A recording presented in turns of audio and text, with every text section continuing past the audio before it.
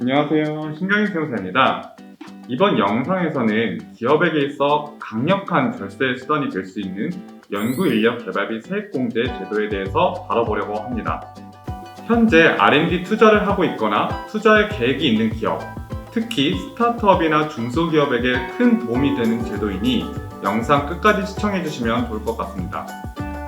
정부는 기업의 연구인력 개발을 촉진하여 기술을 축적하고 우수한 인력 확보를 용이하게 함으로써 기업의 대경쟁력을 향상시키고 성장 잠재력을 확충하기 위해 이 제도가 도입되었다고 밝히고 있는데요.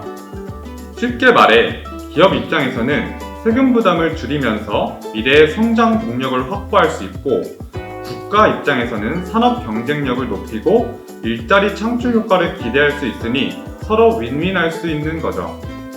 이제 본격적으로 중요한 내용을 다뤄보려고 하는데, 이 제도를 적용받기 위해서는 크게 5가지 요건을 갖추어야 합니다. 첫 번째, 내국인에 해당할 것. 두 번째, 적용 대상 업종을 영위할 것. 세 번째, 연구소 또는 전담부서를 설립하였을 것.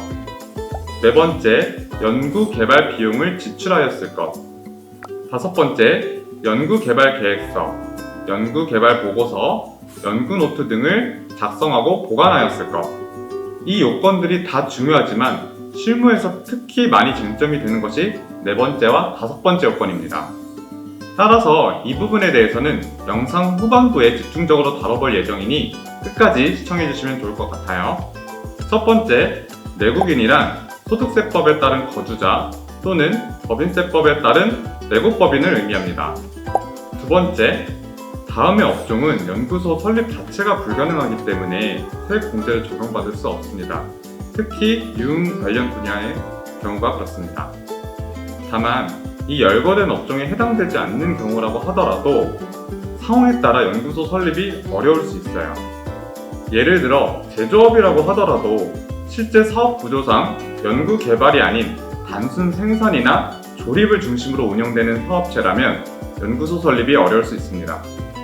세 번째, 연구 개발 활동을 하려면 연구소 또는 전담 부서가 있어야겠죠. 연구소 또는 전담 부서는 인적 요건, 물적 요건을 갖추어서 한국산업기술진흥협회 포이타라고 합니다. 홈페이지에서 설립 신고를 할 수 있습니다. 각각의 요건은 홈페이지에서도 확인하실 수 있으니 인재 채용 시에 요건에 맞는 인재를 채용하시고 장소를 세팅하실 때도 요건에 맞게끔 잘 세팅하시면 좋을 것 같습니다.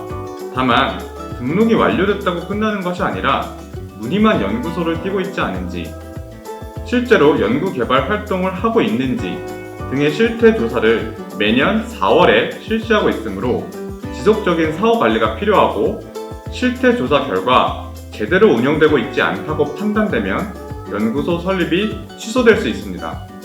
설립이 취소되면 최소 1년간은 재등록이 불가하니 이 점 유의하시기 바랍니다. 네 번째, 연구인력 개발비 세액공제가 규정되어 있는 조세특례제한법에서는 연구개발이 무엇인지 정의해두고 있습니다. 따라서 제일 먼저 확인해보아야 할 것은 우리 회사가 하는 활동이 조세특례제한법상 연구개발에 해당하는지 여부입니다. 조세특례제한법 제2조 제1항 제11호에 보시면 연구개발이란 과학적, 기술적 진전 또는 새로운 서비스 및 서비스 전달 체계 개발을 위한 체계적이고 창의적인 활동을 말하며 대통령령으로 정하는 활동을 제외한다 라고 되어 있습니다. 그리고 조세특례제한법 시행령 제1조의 2에서는 연구개발로 인정되지 않는 활동에 대해서 10가지를 예시를 들고 있는데요.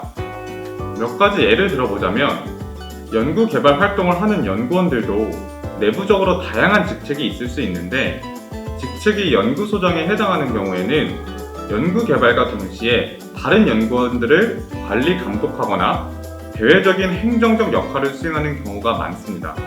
이 경우에는 연구소장이 전담 연구원으로 등록되어 있다고 하더라도 이 연구소장의 인건비는 세액공제 대상 인건비에 포함될 수 없다는 것이 국세청의 입장이에요.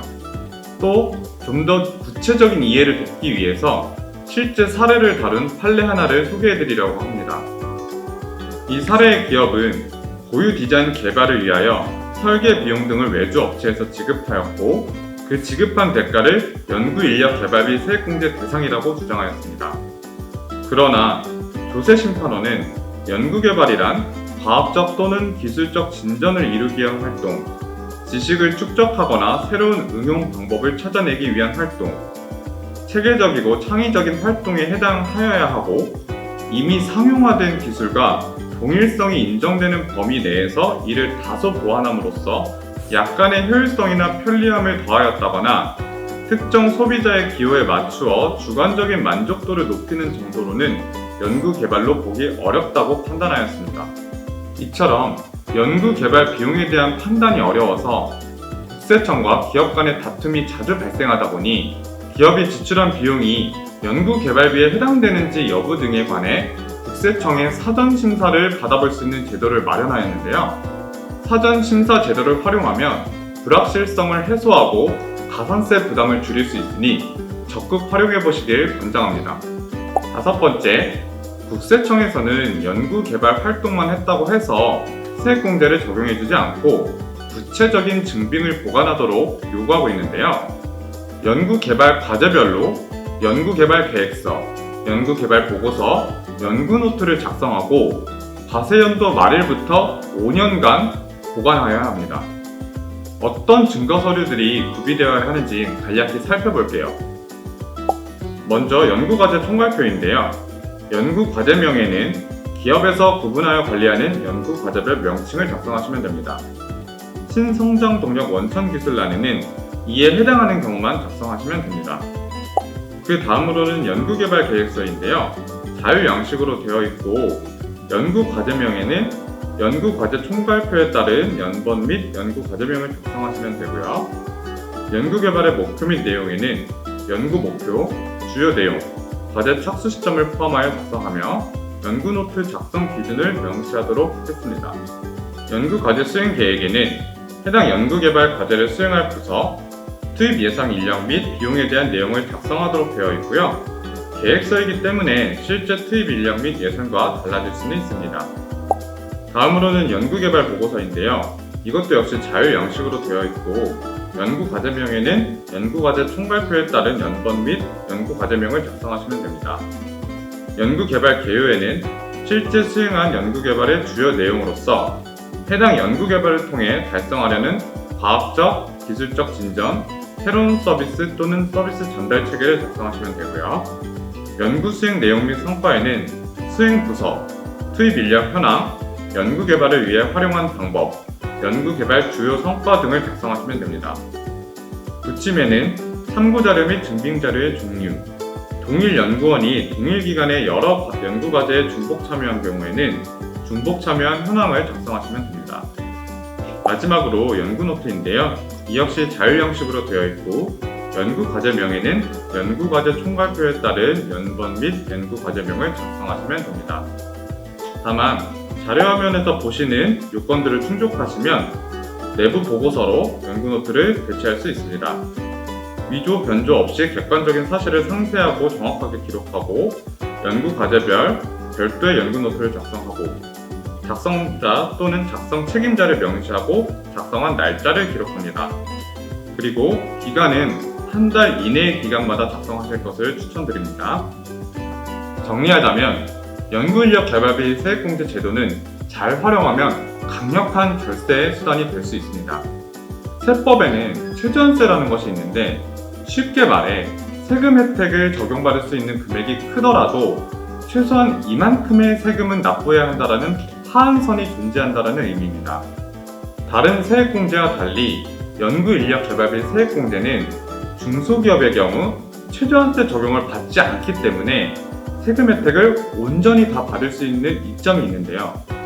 하지만 이점이 큰 만큼 연구인력 개발비 세액공제는 국세청에서 자료 제출을 요청하거나 제대로 관리하지 않았을 경우 세무조사에서 세금 추징 대상으로 적출되는 단골 항목입니다.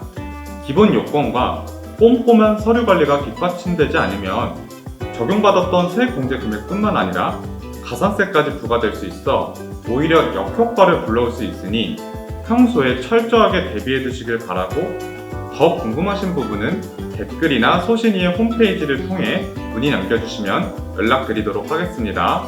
감사합니다.